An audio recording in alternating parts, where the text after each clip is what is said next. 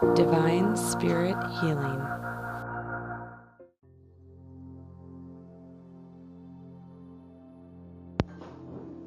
So this is the How to Sleep Like a Yogi class, meditation and techniques with Kathy Benz at Xanadu in Boise.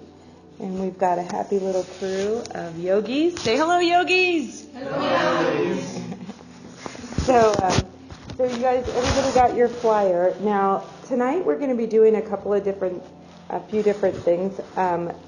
If you can see, this is divided up into essentially 4 different pages. The first page is just good, basic, sound sleep practices.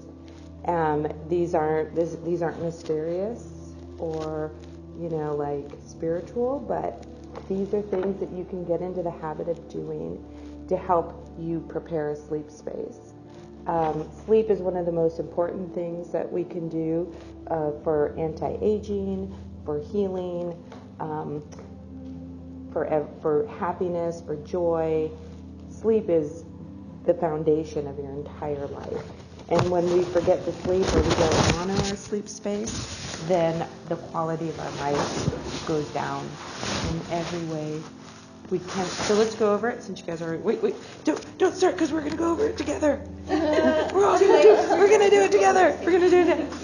Page 2 and page 3 has to do with how to initiate lucid dreaming. Oh yeah. And I am personally a great fan of the lucid dream. And it's almost like lucid dreaming. One thing I do have to tell you is you have to develop some finesse in lucid dreaming in terms of what happens when you understand that you're awake. Because I get so excited. I start running around trying to figure out what everything's made out of, and I run up to the wall and I'm like, what's this wall made out of? And, I actually have dream. I think there's people dream almost mediators or moderators that hang out on the astral plane. Oh, yeah. And if you get a little wild, they come up to me and they're like, Gabby, you need to chill out. Everybody here doesn't want to know this is a dream. Everybody's all in agreement to agreeing that this is real, and you keep doing all this weird stuff. So last night I was dreaming, and I was doing this thing where I was walking, watch me, I could walk with my feet here, there, in a circle, and I was doing it, showing people it's like a magic trick or something, and that was pretty fun. So that you could just do all kinds of great stuff in lucid dreaming. So Isaac Hasselblad is in the house.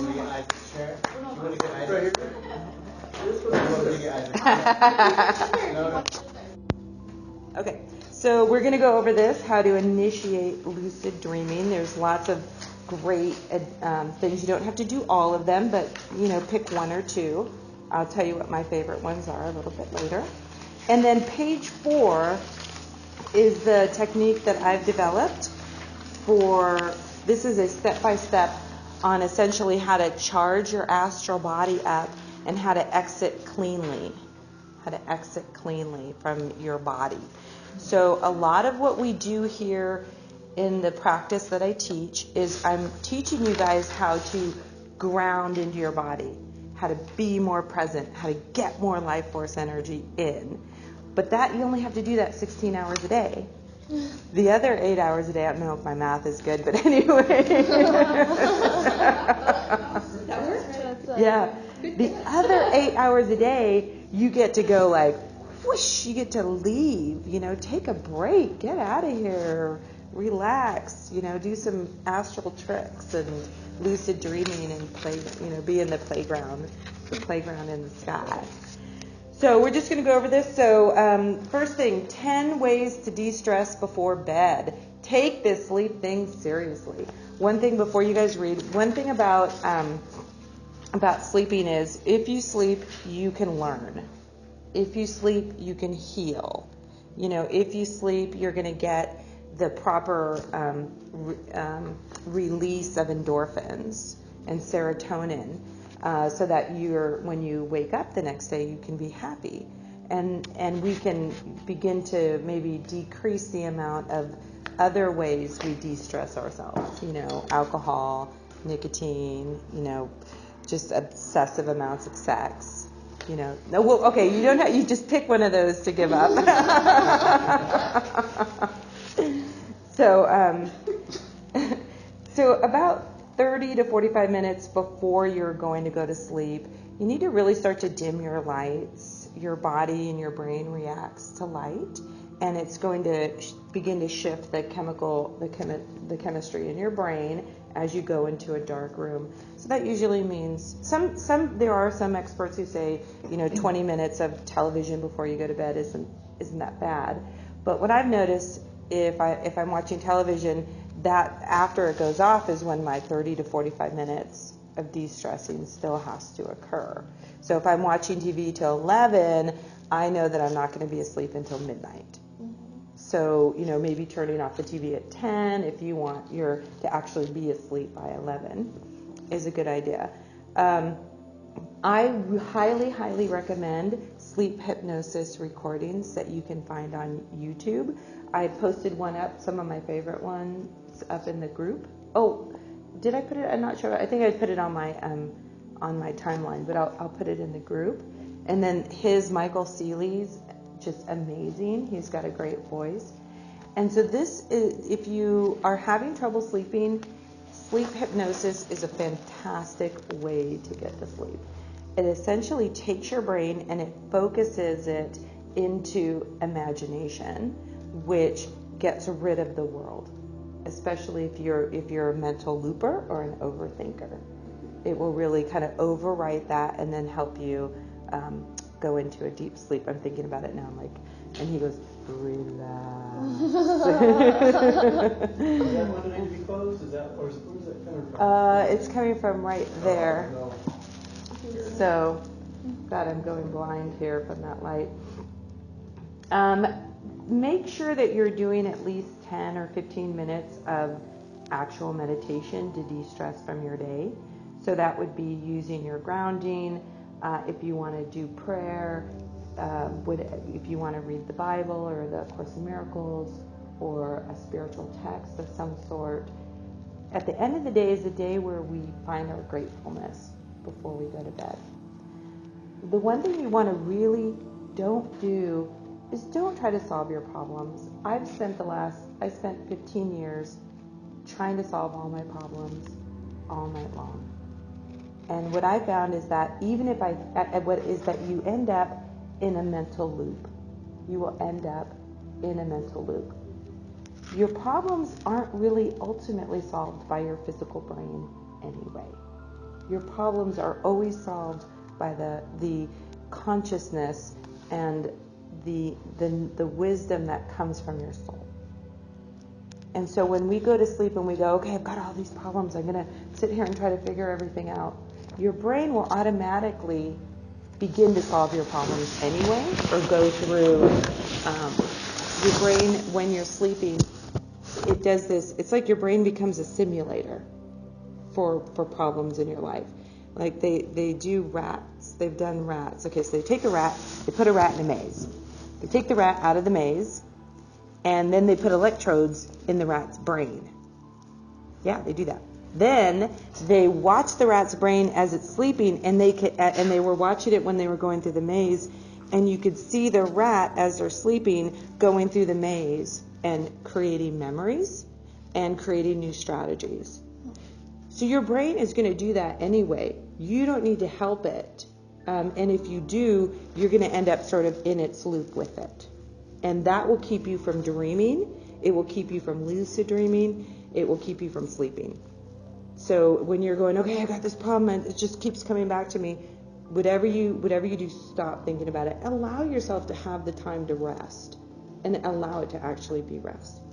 One of the things that I used to do, which was sort of an issue, is I would always feel, I had this really bad habit of never wanting to let go of a day, because I always felt like it was a day closer to death. Oh, wow. Okay then. So when I look at that, I feel like, if I could just stay up, I'll never die. Some point I realized it was a bad strategy, okay? I realized that like 2 days in, and you're like, I think I'm hallucinating, guys. Yeah. 2 days later, it's like, I haven't slept in, but I'm not going to die. but somebody else is. And it was just not honoring my sleep space, okay? And I always felt like sleep was just like this thing that I had to do, and it was almost, like sending me to bed was like the worst thing you could do. I just wanted to keep staying awake and keep living and keep doing and keep playing. So when you take your sleep space and turn it into an astral lucid dreaming play space, then it's not like you're giving up anything by sleeping. You're going, okay, I'm going to go to this other place where I can have just as much fun in the dream space. Any questions about that? So what about I take a sleepy tea up at the tea shop around here. Yeah, tea is good. Yeah. But that's not the problem. Going to sleep is easy. It's the waking up. Mm-hmm. About 3 a.m. Mm-hmm. Good. Okay, so if you're waking up in the middle of the night, that's fine. What you need to do, though, is 2 things, even if it's 3 or 4 or 5 times a night. But what if you're up for like hours after you wake up? And then you got to get up at 6 in the morning. Page 3. Yeah, page 3. It's all there. It's all there. First thing, never ever look at your clock. Never look at your clock. I mean, you can look at your clock and say, okay, it's 2:30, I woke up. But if you're laying there trying to get to sleep and you're like, I'm not asleep, and then you look at the clock, oh no, it's 3, and then you're laying there again. And then you go, oh, I'm not asleep, oh God, it's 3:30. And you're just ticking off how much sleep you're losing. If you go into okay, first of all, the first thing you want to do is you want to get up out of bed and meditate. You're going to get up out of bed and you're going to meditate, or sometimes what I'll do is I'll just throw my little sleep hypnosis thing back on, at 3 o'clock in the morning, and that will get me back to sleep. But the studies that they've done have shown that even if you don't sleep that many hours, you can feel like just by relaxing in bed will give you the rest that you need and will give your brain the rest. So freaking out about not sleeping and then counting the hours down, even if you only get 4 hours of sleep, if you know you only got 4 hours of sleep, it's worse than if you don't know that you only got 4 hours of sleep. You can do the math. I mean. Yeah, but don't. You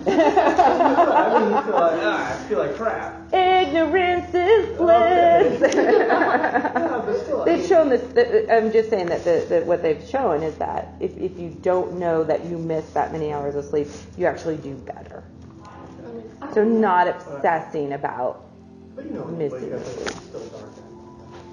I think the idea is you have this association. I only got 4 hours, so I have to feel like crap no matter what. Yeah. It's a condition that thinks about it. Maybe, but I really feel like, man, I didn't get enough sleep. I didn't really I'm tired.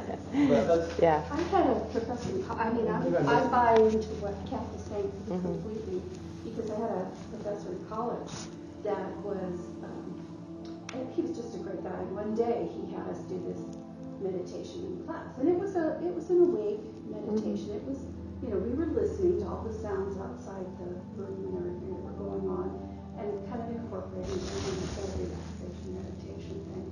And he said to us that if we did that and spent, an hour or so just letting us be in however long the state, we were relaxing that way, it was the equivalent of about 4 hours of sleep. And so I tried it a few times. Now, I don't know, I've lost the skill to do that. That's one of the things I'm getting back from the meditation here. But when I was able to do it, it was true. I could be perfectly fine for the whole next day if I only had maybe 4 hours sleep and I did this thing. So it really is kind of where your mind is. Yeah. Yeah, so wake up and meditate. So if you find yourself, sometimes we wake up and then we're like, okay, we're awake, and then boom, we fall right back to sleep again. But sometimes we wake up and we go, I am not going to fall back to sleep. I know it. something, you're just disturbed, your hormones are going all weird, and you know that you're not going to fall back to sleep. That's when you get up, put your headphones on, listen to your sleep hypnosis, or go through the grounding meditation. You will fall back to sleep if you do that. And even if you don't, even if you sit for an hour doing those things, the grounding meditation itself will keep your brain in cleaning, getting cleaned out, and your body will stay in what's called a parasympathetic nervous system, where it's healing. So it's doing all the body processes that it would do during sleep, and the brain has to clean out all the chemicals. That's going to happen. So you are going to be rested if you do that. That's record again. Okay. So things you can do would be give your brain a break, let go of the day, do not solve problems. You will end up in a mental loop, which will keep you off the astral, will keep you from lucid dreaming, will keep you from feeling rested. Do some deep breathing. So if you wake up in the middle of the night, you may start with just breathing exercises, breathing and just being present with yourself. You could take a hot bath, essential oils, use some sea salt before you go to bed, brew some tea, passion flower, chamomile, lots of sleepy teas that you can drink before bed. Take a mental vacation. Picture in your mind somewhere you'd like to go and go there. Get intimate.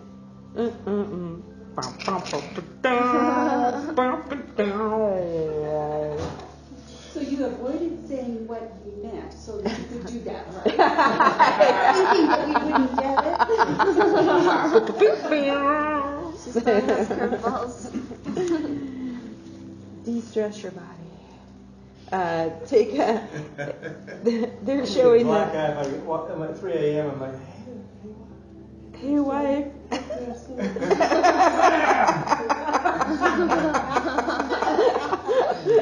No. This would be part of your 30 to 45 minutes. Wait, no, 5 to 8 minutes. De-stress period. Turn out the lights. Essential oils. There's the studies are showing essential oils can really help with sleep. Putting them in a humidifier too. So these are just nice little things that you could do, kind of babying yourself. And the one thing I would say about sleeping though is just let the world be.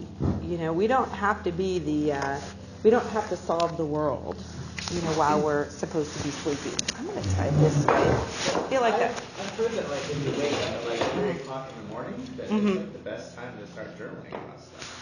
Right, that's in the lucid dreaming portion. It does say when you do wake up, journal if you've had a dream. Stop, completely wake up. If you're going to wake up in the middle of the night, completely wake up. Don't just, because if you're in that halfway state, you're not in that much control. You're sort of half in of your body, half out of your body, not quite awake, not quite asleep. And so you got to go, okay, I'm going to commit to being awake. And now I'm going to go through some steps to get me back to sleep. And journaling will help your lucid dreaming too. That's page 2. That is page 2. What were you going to say? What if you normally wake up with a dream and then fall back to sleep in 5 minutes? Yeah, if you wake up in the dream, take a moment, write it down. And then What if I'll wake you up more? Then if you don't care about your dream, then just let it go. Do you care about your dream? It's your decision. We're not throwing shade over here or anything. I swear. Stick to a sleep schedule. No caffeine after 3 p.m. Limit alcohol intake. You may sleep like a rock, but you're not actually sleeping. Benadryl. I mean, I know the answer, but I thought Benadryl? a couple Benadryls. I'm like, oh man, I need to catch up on sleep. And then having bad night's sleep, I'll take a couple Benadryl. Yeah, if it works, if it works for you. I think we're trying to take sleep to a whole nother level. Why did it sound like Yogi the Bear when you did that? I know, take it in. What did he used to say? I don't remember. Hey, boo boo. Sleep like a Yogi Berra. Cold room, 60 to 67 degrees. The colder the better is really good for sleep. They're saying people who have insomnia, sometimes just bringing their room down to 60 degrees will help them to sleep. And they'll sleep just as much as a person without insomnia. Something that simple, having a cold room. Limit your daytime naps. Don't go to bed too hungry or too full or eating too much spicy food, because then you will feel sick when you're sleeping. Hello, darkness, my old friend. Block out as much light as possible when you're sleeping. Those blue lights that are on appliances and televisions are super bad for your brain. You know, that super blue, there's probably one on my phone right now. Those trigger something really deep in your brain, totally messes up your brain chemistry. So if you have any of those blue lights, even the blue lights on a clock, blue isn't the color. Somehow it reacts really weirdly in your brain. So You can make some glasses and you can block out that blue. Yeah. Oh, yeah. They have a blue filter too. It's just an app that you can put on your phone and that you can actually run on your computer. That after a certain time at night, it pulls the blue out. Cool. So that I should have put that one on here. Yeah, Forgot about it. I've got it online. I just found it like last week. Yeah. It's called the blue something, Mhm. and then my phone turned like this yellow-green, and I thought, that's not blue. Yeah. Now I understand why. Yeah, and it will trigger, if you do it after a certain period of night, have that blue, it does trigger your brain to be more active. So, if pets awaken you, you might want to consider making alternate sleeping arrangements. If you don't fall asleep within 20 or 30 minutes, go ahead, sit up, and meditate until you're tired again. So I'll find that if I'm meditating, and it's a meditation that I know I'm putting myself into a sleep state, by stopping, sitting up, breaking the cycle of just laying there, really helps. Do not look at your clock. Do not look at your clock. Do not look at your clock. Phones go in another room. Wi-Fi and 4G are disruptive to the sleep cycles. They're talking about how that 4G, the electronic energy, can mess with your brain waves too. So just go charge your phone in that, the other room. Should you turn off Wi-Fi at night too? Everything's pointing to yes.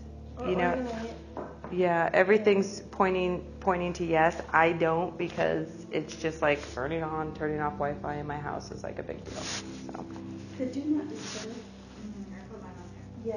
When you Yeah. put it airplane mode or do not disturb, they kind of do the same thing as far as cutting down on all of that electronic traffic that's happening. Right.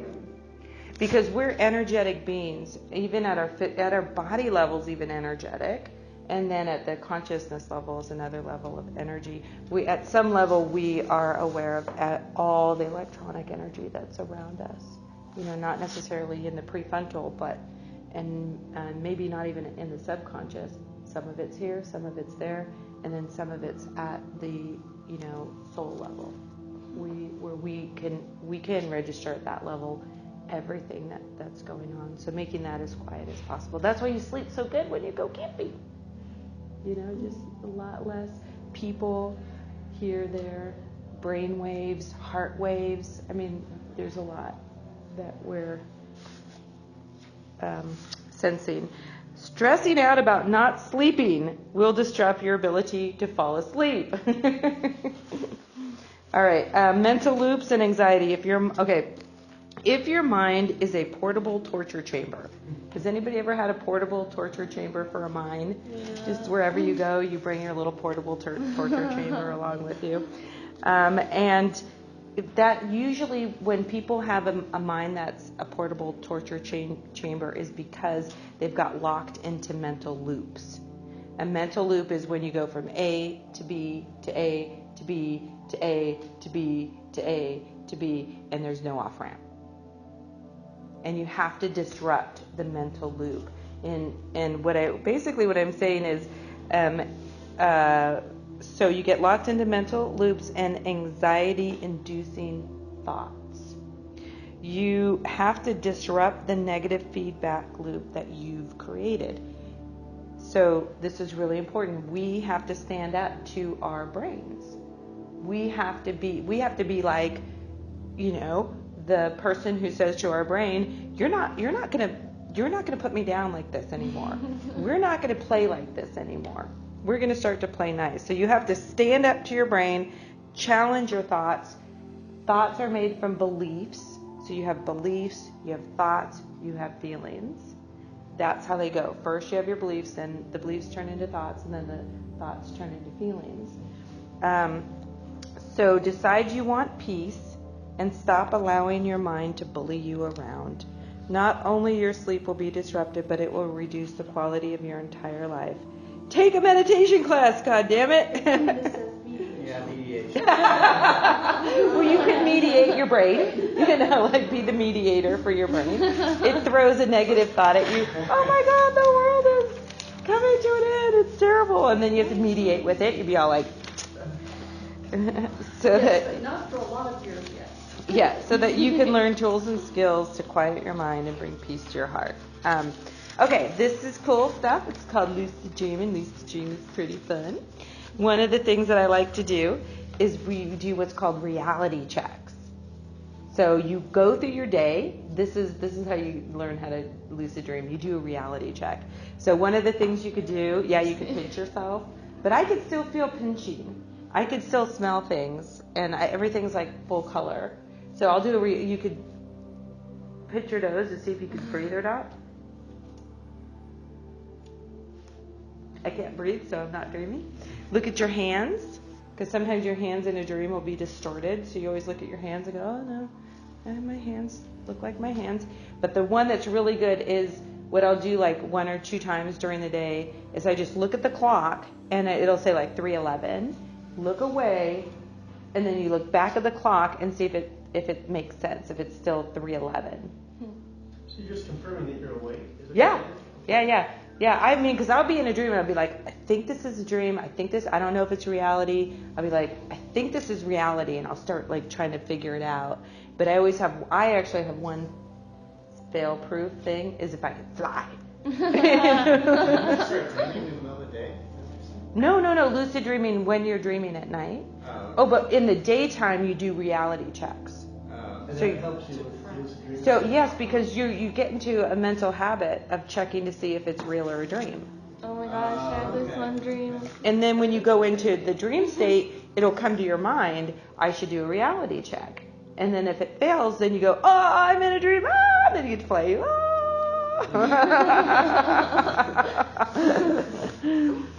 There's this whole thing that it's called dream yoga, and it's a Tibetan thing. I can't remember the name of the Tibetan part of the religion, or part of that. But anyway, they talk about when you're dreaming, what you want to do. One of the things that you can do is you can meditate when you're dreaming inside of the dream, which I've done a lot of meditating in dreams. And then you start to bring in like the golden sun energy from the center of the universe, and you start to fill up with that. And then you start taking matter and reforming matter within the dream. So you'll go, okay, this is a chair. So I've done this. This is a chair. I'd like it to be something else. Now it's a table. And then that's how you begin to really become a master at the energetic level. Because everything that you do on a dream is actually translating to your ability to function as spirit. To manifest, to create. So can you define what you mean by lucid dreaming? Because I'm Sure. really lost. Sure. Lucid dreaming is when you go to sleep and you're kind of going through, doing the stuff you do on your dream. And then suddenly you become aware that you are in your dream state and not in this dream state. This real state. Okay, so I have dreams and they'll happen. I'll be aware that I'm dreaming. So I think that. Lucid. Yeah. And then I realize in a little while I'm getting ready for work and I do all of that and then realize I'm still really sleeping. So Yeah. I've now realized again, I'm still dreaming, I have to wake up. Yeah. So then I'll wake up and I'll get ready for work and I'll brush teeth and shower and all of that, and then I'll realize I'm still asleep and laying in my bed. I haven't done any of those things. And that's always frustrating because you're like, ah. It's like Groundhog's Day, seriously. Yeah.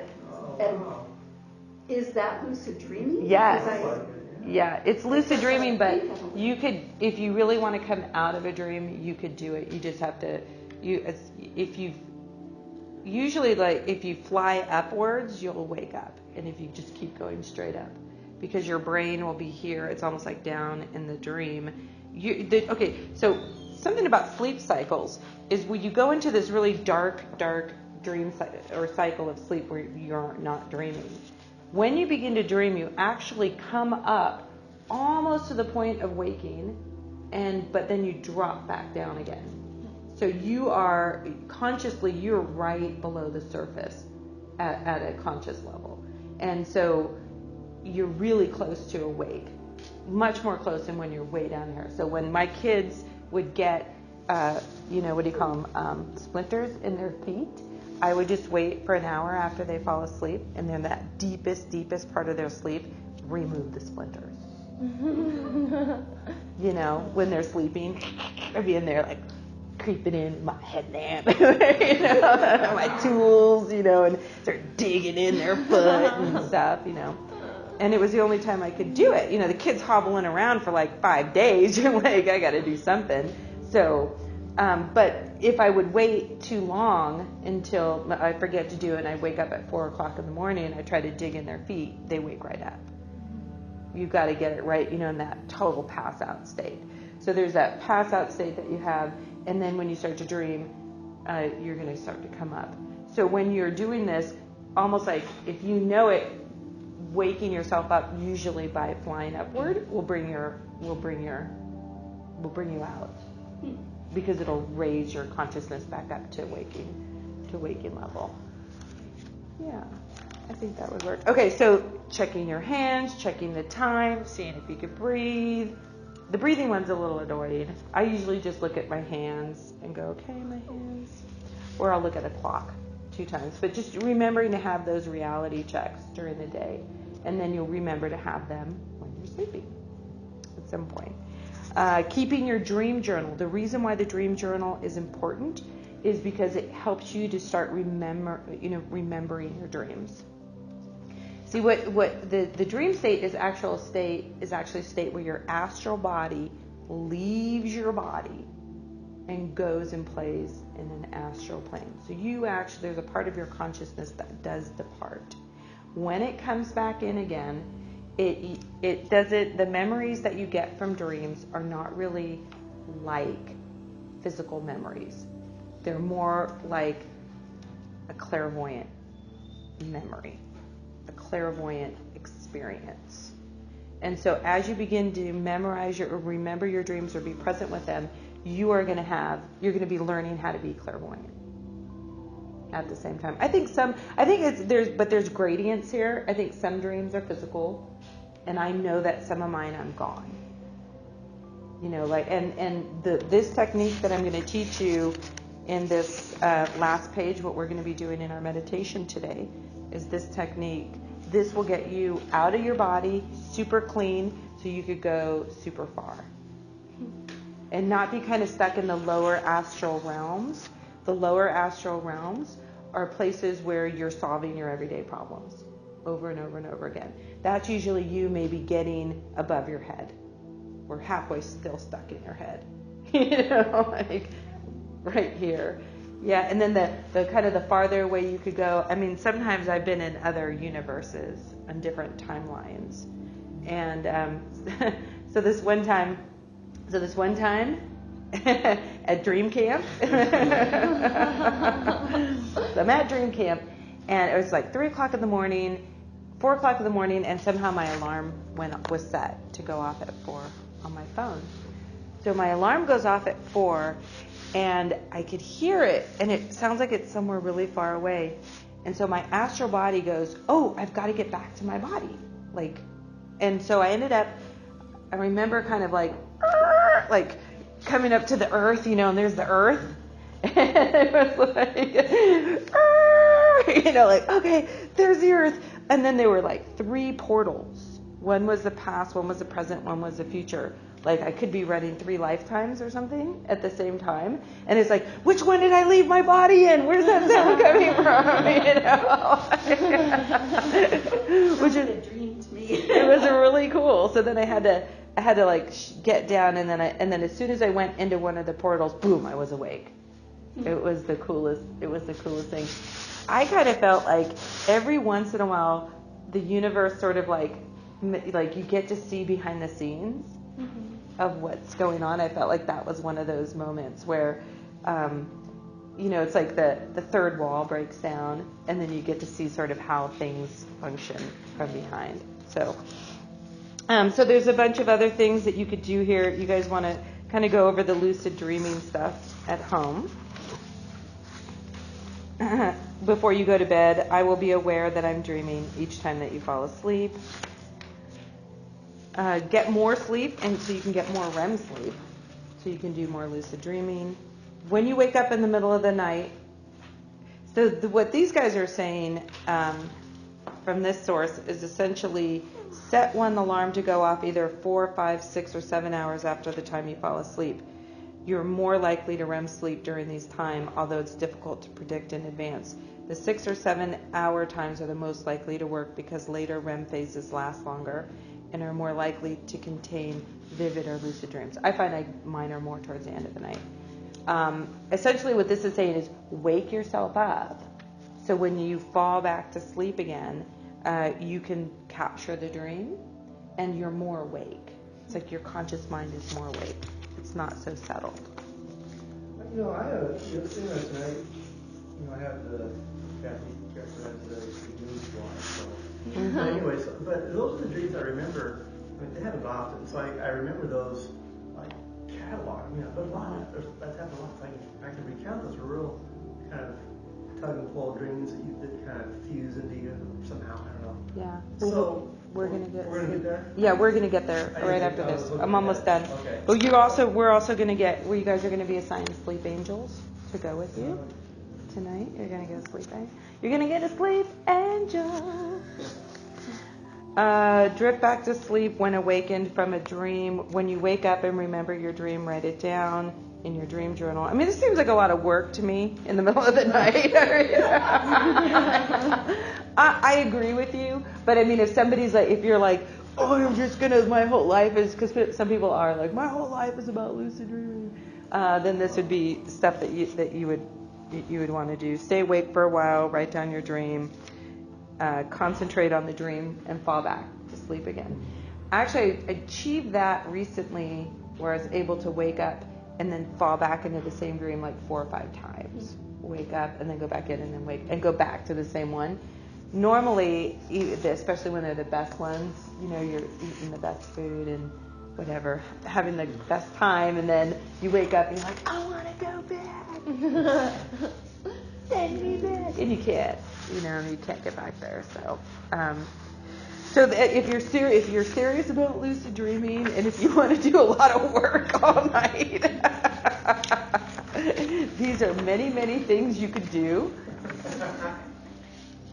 But I do notice that sometimes if I go super far away and to other universes, if I'm doing some, interdimensional stuff, that I can be pretty tired when I get back. So I feel like there's a sweet spot.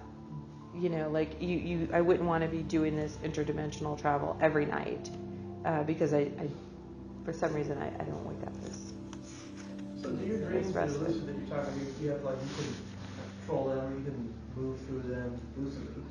Yeah, so I'm kind of in this exploration stage, so sometimes I'll grab people and I'll be like, what are you? Is that your weight test? No, what are you? I do. And I think what I found is that some things in dreams are just like they look like people, but they're just globs of energy. And then I'll go look in their face, and their face will be all like, Rah. I'm like, what are you? And it's like, Rah. like all that eye up here and an eye down here, and it's kind of creepy. But sometimes I'll go up to people and I'll be like, I'll look at them and like, what are you? And they'll be like, I'm just me, And so I feel like those are other dreamers and other souls and spirits I'm actually meeting. And then some of them are more like furniture. Like something, you're at your house and it turns into the Notre Dame Cathedral, something like, it's. Oh, my dreams.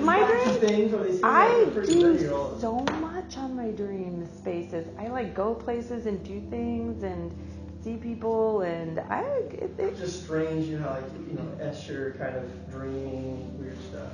Yeah, I don't know. I get a lot done. Usually what happens is like something happens and then something's broken, or I got to go like fix stuff and I have to go find things and then bring them back. A lot of them are problem solving.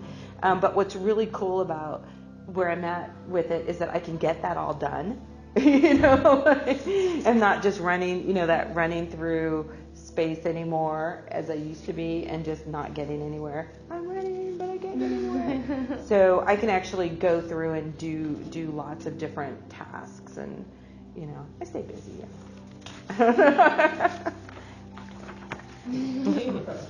I mean, they're dreams. I don't know they're dreams. I feel like I got to get shit done.